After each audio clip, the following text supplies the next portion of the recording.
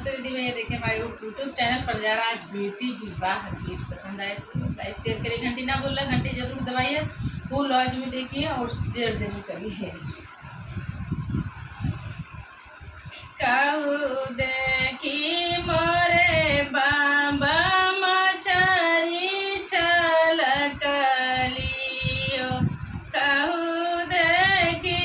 मोरा मेरा, कहू देखी मोरा मेरा जलिया ही देखी बाबा मछरी छलकलियो, फुलवाही देखी मोरा मेरा, फुलवाही देखी मोरा मेरा,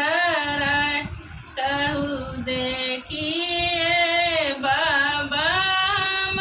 के बियाला हो,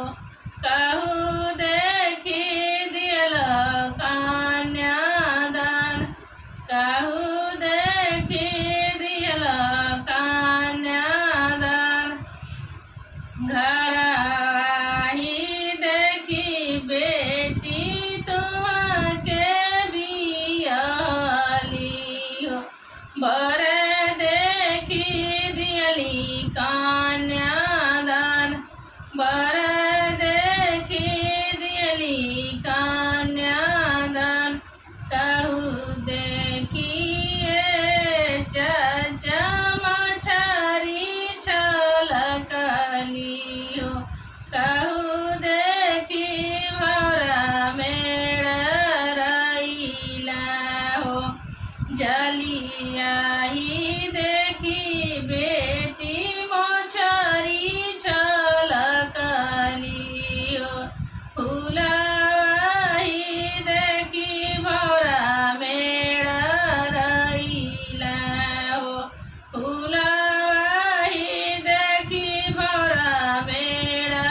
रईला हो, कहू देखिए चाचा हमके बियाला हो, कहू देखी दिल कन्यादान, कहू देखी दिल कन्यादान, घरवाही देखी बेटी तुआ के